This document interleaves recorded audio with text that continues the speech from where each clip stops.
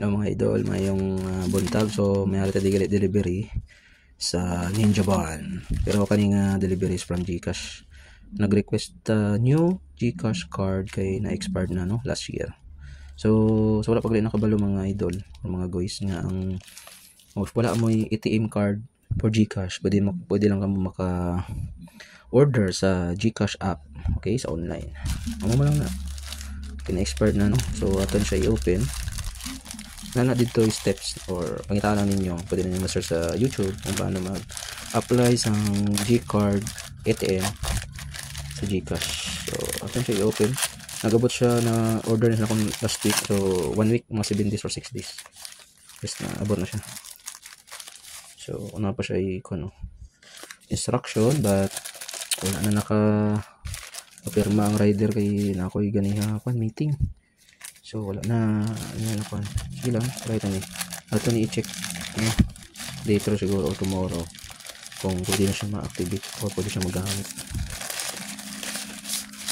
So man siya GCash nami kung nata ATM card sa GCash kay para easy lang mag-withdraw sa bank no, mga banknet kay lisod kung sa mga store lang ta kay mahal ang charges. So sa bank ya 18 lang mag-open.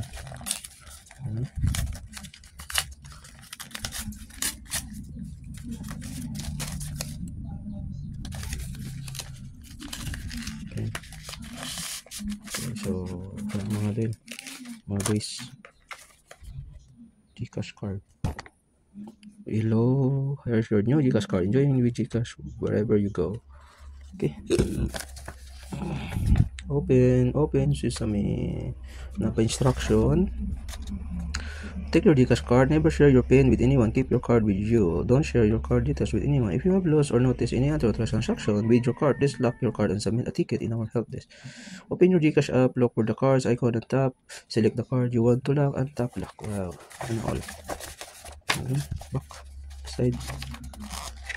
Wow. That's it. Mga idol. Take a picture para sa thumbnail. Visa na mga guys, Visa na siya. Get started with your GCash card. Open your GCash app, look for cards and icon and tap it. Tap link my card. So need by instruction. Enter your virtual account number, ban. So what's your virtual account number, ban? So virtual account number na siya, virtual account. You can find it on the back of your card. So it's safer and prevent unauthorized transaction. Okay, nominate your 6 digits card PIN. 6 digits card, so nominate pa ta. Success GCash now, ready to use. Okay, so kana ra mga guys ang GCash card. So pagkita ko gali sa inyo ang old nga GCash cards karon gid bag-o na. Oh, ari mga guys ang old GCash card. Tara naman yung old GCash card. Okay. So August 24 siya na expired. Dito gay na. Actually ang company ni namon ang nag-provide. But karon is naglisod ko kung asa na akong kuhaon ng mag-renew no. So ara man lang gali sa online. Sa kanang mga guys. So ato ni open na. Scan the QR code to learn more about your GCash card. Scan to learn more. Ako ni remove na so maning card nato niya bago.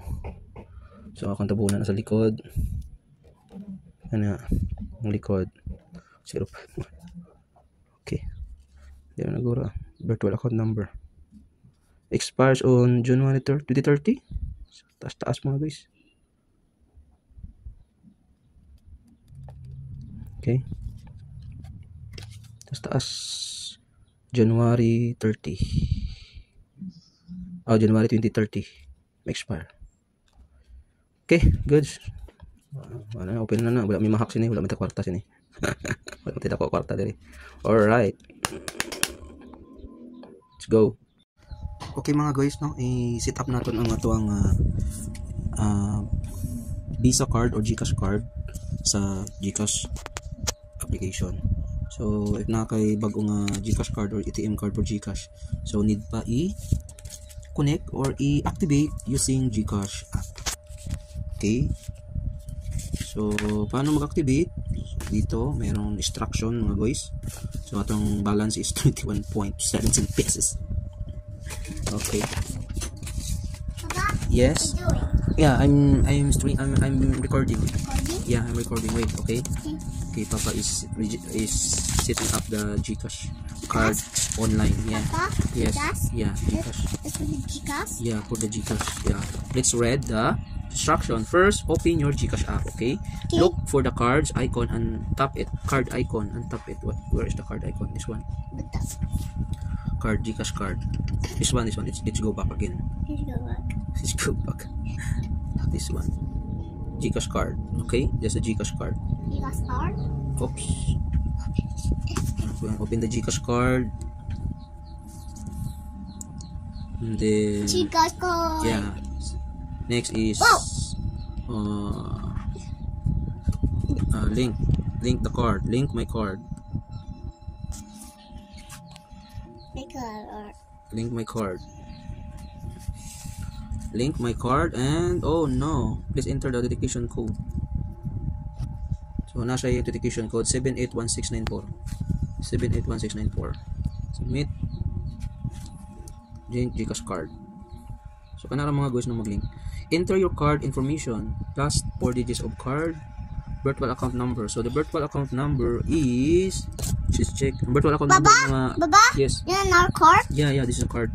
Your kwan mga guys, yung virtual account number na sa likod ng card, okay? So 12 digits yon. So let's input 200 28 6644 94. So yan mga guys, no? No, input na natin last 4 digits of a card. This is quiet, okay? Last 4 digit of the card. Last 4 digit. I think yung, di ba meron yung card number sa likod na tig-apat. So merong last 4 digit. So yung last 4 digit natin dito is 9633.